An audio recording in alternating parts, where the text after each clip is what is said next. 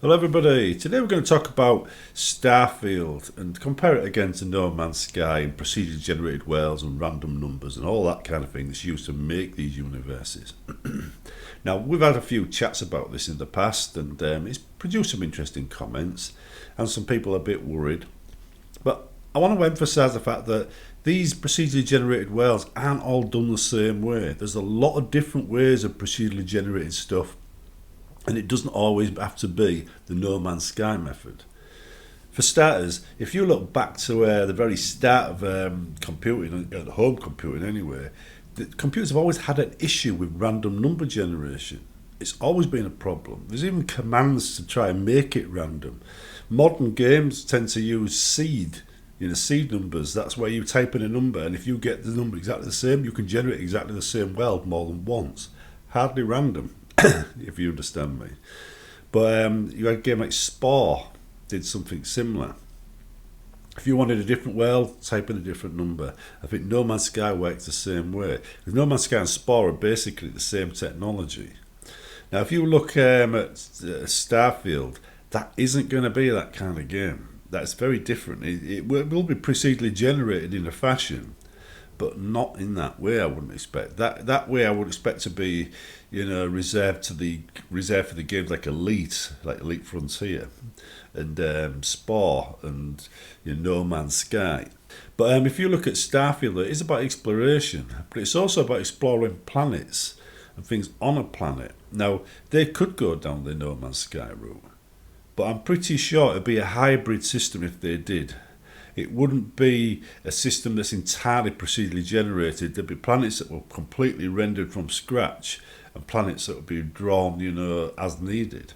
But I don't think they'd do that either. I think the Bethesda's procedurally generated worlds are most likely to be chosen from a selection of parts, like I've seen in previous videos, where you wrap around, areas around a globe, then you tile it a certain colour, and then you introduce atmospherics and stuff to create the world. Now you could randomly make worlds out of known parts, and like I said in previous videos, those parts could contain spots for bases, and then you could randomly generate bases on those spots. So if you see the same tile on several different planets, you will know there's a base in the same place on every single planet, because that tile would have a base spot on it. On the other hand, they might say, okay, there's only a 40% chance of having a base on that tile, so some tiles might not have any base at all. So if you imagine, say, a tile that is, we'll call it tile 1A, the first bit of a tile, and you have another one called 1B, and they wrap around the globe, creating a world. Now if you imagine that's the case, and each 1A has got a base on it and 1B doesn't, so when they're picking the parts and they're going to want 1A and 1B to wrap around this small section of the planet, and we'll get other tiles to do the rest. Now, does 1A have a base on it? Let's give it a random chance of, say, 40% of having a base. That means 40% of planets that have 1A as part of their world will have a base on it, and 60% will not. So you get a bit of a random generation there. Now, Bethesda use this all the time. They do this when they're making their level lists and things like that. So it's already in the game. In some of the older, older games like Daggerfall use, various procedurally generated worlds as well to various effects. It does make the worlds much, much, much bigger than they actually, would have been otherwise. This is probably why there's a 1,000-planet limit on Starfield, because if they wanted to make one of millions and millions of star systems, they could do using the No Man's Sky method, but they didn't, did they? They kind of limited it to 1,000 planets. So I really don't think they're going to go down the No Man's Sky route, and I do think there'll be a certain amount of procedurally generated worlds done the Bethesda way, because the procedurally generated worlds are all done the same way. Procedural generation doesn't always mean everybody uses the same method to make things. There's a lot of different ways of generating things, and No Man's Sky is only one way of doing it. But I do think Bethesda will probably use the tile method. That's where you get a tile, you decorate it, you make it look like what you want it to look like, make sure the edges will always fit with every other edge, stamp it down. You see, so But I've done the same thing when I made 40k maps that I needed to put away at the end of a game. When you're playing tabletop battles, you make tiles. The only thing that's important is the edge of the tiles match. When you put them all together, it looks great. And then you can pack them away afterwards. So I know it works. Many tabletop gamers know it works. And you can make many, many variety of worlds. I mean, you put a tile there and there, you create one look. Put it there and there, you've got a different look. Put it there and there, you've got a different look. You could have a cliff face on one of them facing that way and rotate it, and you've got a cliff face in different directions. You put two at the same tile down, opposite each other, with the cliffs facing each other, you've got yourself a valley.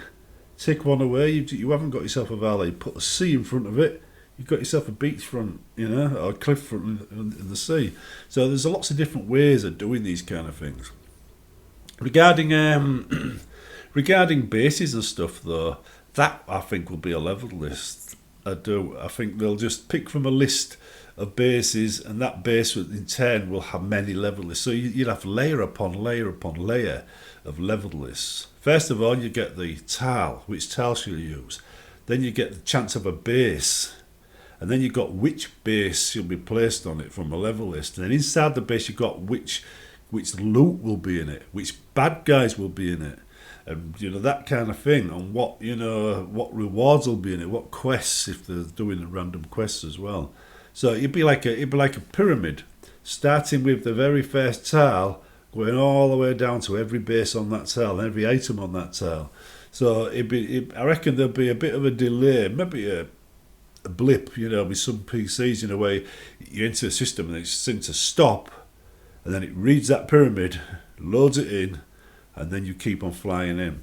Unless they actually do it in such a way where you're only loading a little bit at a time as you come into the atmosphere. So first of all, it loads the tile, then it loads the bases, and you only get the rest when you actually enter the base, which is probably how it'll work. But anyway, you see where I'm going here, don't you? It's not necessarily going to be No Man's Sky. There's an awful lot of different ways of procedurally generating things, and random numbers and stuff have been around for a while, and they're not entirely random. So when you're looking at these kind of things in the game, and you're looking at these kind of things, and wondering, is it going to be the same as No Man's Sky? Probably not. It's probably going to be a very different system entirely. And looking at the worlds and stuff, and in fact, you can see from some of the videos where they show the same territory with different types of terrain on it, and they just, on one of the videos, just change it from green to desert to this to that to the other as the ship takes off. That I am probably closer to the truth here than many people might believe. So anyway, that's what I think is going to happen. That's the procedurally generated world where Bethesda seems to be heading. Terrain, map over the terrain, with random tile sections that you just layer over, a world. I think it'll make some interesting worlds anyway, but I'm also thinking many of the worlds will have that same feeling if you pay close attention to them, if you pay close attention to certain mountains. So I don't think anything on these worlds is ever going to be remarkable or stand out. But on the other hand, though, it is entirely possible for Bethesda to make one-off pieces of terrain that can only be used once, and just stick it inside that randomly generated list, and then just have that generated on one world once, and therefore you've got yourself a unique feature of that world that's not available anywhere else. And if they don't do it, modders could certainly do it. I mean, you could have a Mount Rushmore of alien faces, for example, that only appears on certain worlds, right, or on one world. So it is entirely possible. But I mean, that is a lot of extra work. And if they did go that far, I would say that's above my expectations. That would be extra. That would be a bonus in my book. So I'm not expecting it. But if they did do it, yeah, that would be going the extra mile. Anyway, that's what I've been thinking. And I'll see you in the next one.